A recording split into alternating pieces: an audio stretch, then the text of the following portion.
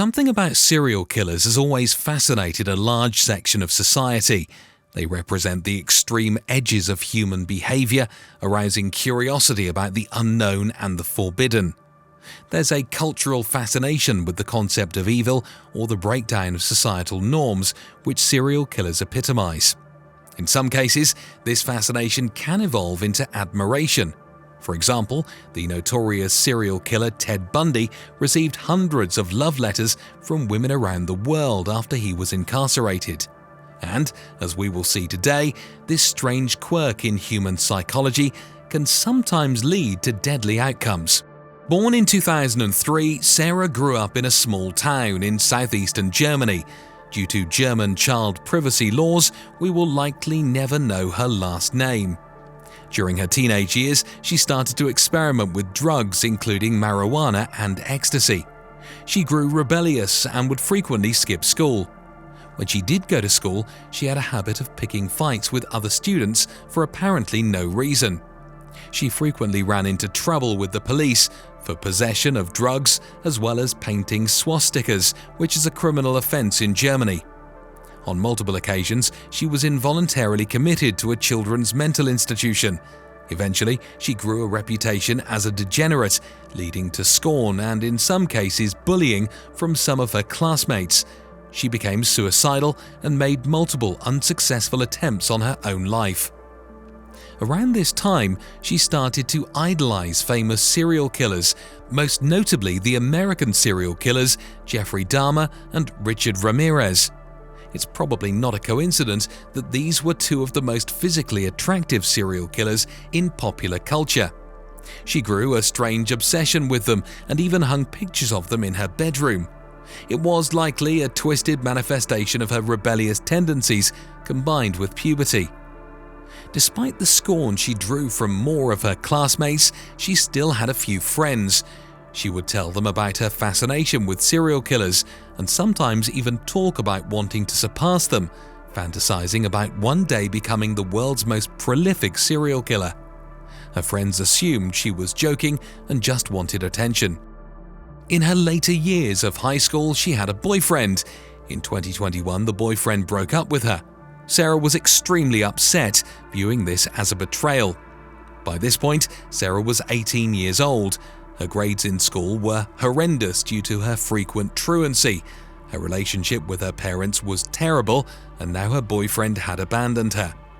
For the first time in her life, she finally felt that she had nothing to lose. While this would be a scary thought for most people, for Sarah it was also liberating. Over the years, her obsession with serial killers has grown. Despite having been condemned to die behind bars, they had achieved fame and cultural relevance. This is more than Sarah had. She was a nobody. Her life had been a failure. The only way she could think of to gain any meaning in her life was to become like them. In 2021, she went to a local store and bought a small knife. She then made profiles on a number of dating apps under the pseudonym Domina Cherry. Cherry was presumably meant to represent her hair, which she had dyed red. Almost immediately, there were dozens of men willing to meet with her. One of these men was 38-year-old Zaid, an immigrant from Iraq who had been working in Germany for the past 9 years. Sarah suggested they meet up, to which Zaid quickly agreed. But instead of meeting at one of their houses, she suggested they meet at an abandoned shack in a wooden area. Sarah claimed she wanted to have sex on the first date, and this secluded shack would give them privacy. Zaid had his own home where they could have gone instead, but Sarah insisted on going to the shack. In the hours before the planned date, Sarah was ecstatic. She sent a voice message to one of her friends saying, "I'm going out now. I want to kill my first one. I'm excited. Wish me luck that it works." This friend later told police she assumed Sarah was joking. She had often said things like this in the past, but never acted. A later investigation of Sarah's cell phone revealed that around the same time she made 2 searches on Google: how to stab a person in the neck and how long would it take someone to die. That afternoon, Zaid came to pick Sarah up in his car as they had previously agreed, and they drove to the shack. When they arrived, Sarah told Zaid to close his eyes as she would give him a surprise. Sarah stabbed him in the neck, piercing a major artery, causing him to bleed profusely. Much of the blood sprayed onto Sarah's clothes.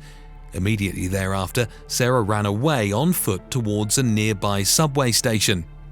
Despite his injuries, Zaid was able to walk. He stumbled his way to the road where he was found by passing cars. The travelers called for an ambulance and he was rushed to hospital.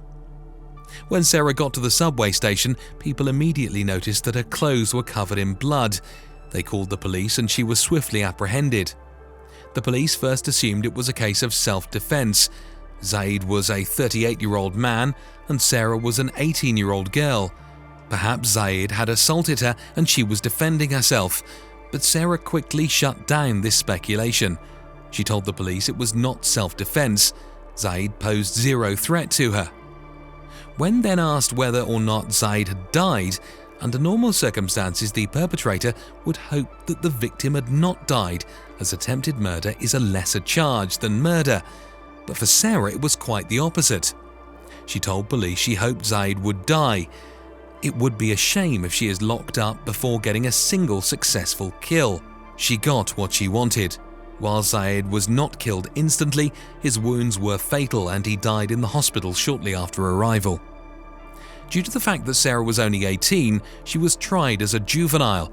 Under German law, the identity of child criminals is not released to the public, so we only know her by her first name. She immediately confessed to murder. She made no efforts to come up with mitigating circumstances. Her straightforward confession was not a product of remorse. Instead, she wanted to take credit for the killing. She wanted the world to know that she had killed an innocent man in cold blood. She had accomplished her goal of becoming a murderer. This was all she desired. The legal consequences were immaterial. The court ultimately ruled Sarah was criminally insane. She had previously been diagnosed with multiple personality disorder, a mental condition characterized by violent and irrational mood swings. She was sentenced to 12 years in a psychiatric ward, with her release conditional on approval from her psychiatrist. Her trial was covered extensively by both local and national media, a fact which Sarah seemed to relish. On the day of her sentencing, she drew a pentagram on her hand, which she proudly flashed to the media cameras. A pentagram is a symbol associated with Satanism. More importantly, this was the exact same stunt Richard Ramirez pulled 30 years prior in a Los Angeles courthouse. According to subsequent reports, Sarah has refused to cooperate with the psychiatrists assigned to her. She appears to have no desire to be released after her 12-year sentence is finished. While she once told her friends she wanted to become the world's most prolific serial killer, it appears that after just one kill, she has decided that her life's work is finished. The case of Domina Cherry is captivating. Her motives are incomprehensible to most people. Her victim was chosen randomly. There was zero prospect of monetary or material gain. But if we look at her childhood, we can start to make sense of her thought process. In her teenage years, Sarah was rebellious and grew the scorn of most of her classmates. This social isolation undoubtedly caused severe psychological problems, as evidenced by her multiple attempts on her own life. At some point, she gave up on trying to fit in. Serial killers like Jeffrey Dahmer and Richard Ramirez were unapologetic about their crimes. No matter that society viewed them as monsters, they would smile to courthouse cameras, seemingly content with their life choices. This was a fascinating concept for Sarah. If she could become like them, it wouldn't matter what anybody thought of her, not her classmates, her parents, or even the courts. She would be liberated from all the societal scorn she had suffered over the years. Alright guys, that wraps it up for this video. What do you think about the chilling case of Domina Cherry? Do you think 12 years in a psychiatric ward is a fitting punishment for her crime? If she is ever released, do you think she will strike again? Let us know in the comments section below. If you enjoyed this video, make sure to hit the subscribe button, as every week we'll bring you more videos of the most shocking true crime cases from around the world.